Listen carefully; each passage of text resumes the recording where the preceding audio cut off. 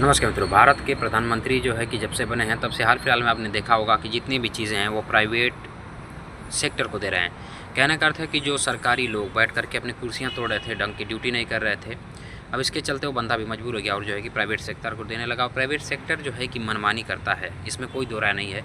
अभी हाल फिलहाल में आपने देखा कि जियो ने जिस प्रकार से पहले शुरू में फ्री का जो है कि सबको लालच दिया, फिर जो है कि अच्छा किया, मैंने जो भी किया है, भारत में परिवर्तन आया सोशल मीडिया से, ऐसी बात नहीं है। लेकिन जो पहले फ्री का जो है कि नशा दिया, फिर उसके बाद जो है कि ये जितनी भी कंपनियां थी 10-15 सारी डूब गई और 2-3 कंपनियां बची हैं, जिसमें से वोडाफोन आइडिया मिल गया, BSNL हो गया, BSNL गवर्नमेंट है, और फिर इसके बाद जियो हो गया, एयरटेल हो गया।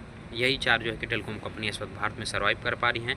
और VI को जो है कि 50% जो भारत सरकार का समर्थन है, वहीं BSNL को भी है। तो लेकिन BSNL चलता नहीं है क्योंकि उसका नेटवर्क जो है बहुत स्लो चलता है।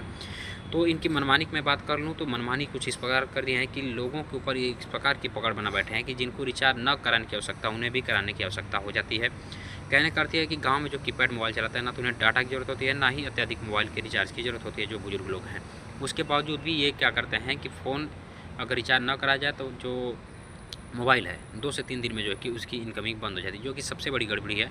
और राघव चड्ढा जो कि इसके लिए ऊपर हाल फिलहाल में संसद में बोले थे कि भाई ये तो नहीं होना चाहिए, कम से कम साल भर तो फ्री रहना चाहिए। बिल्कुल रहना चाहिए, क्योंकि ये जो है कि बिजनेसमैन जो है कि प्राइवेट सेक्टर को जो दे रहे हैं मोदी जी, आगे आने वाले समय में ये सभी के ऊपर कब्जा करेंगे और मौके का फ़ायदा बहुत तेज़ी से उठाते हैं।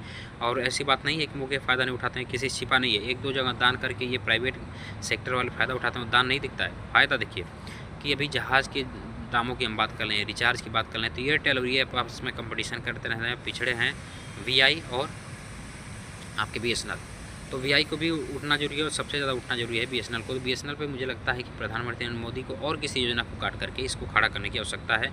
अन्यथा अगर वो चाहते हैं कि प्राइवेट सेक्टर कमाई करें तो छोड़ दें, या तो फिर राघव चड्ढा की बात मान करके इनकमिंग जो है कि मोबाइल की फ्री करें कम से कम 1 साल, और सिम बंद होने की सीमित सीमा होनी चाहिए 3 साल, क्योंकि इसके अंदर नहीं बंद होना चाहिए। क्योंकि एक ही नंबर, बड़े बुजुर्ग इतना नहीं जानते इन सभी चीज़ों के बारे में, उनका नंबर जो है खाते से या अन्य जगह बहुत जगह लिंक होता है, और एक बार नंबर बंद हो जाता है तो नंबर जो है कि लोग दूसरे को जो है दे देते हैं। ये बहुत बुरी बात है। तो इन सभी चीज़ों पर जो है सरकार को ध्यान देना चाहिए।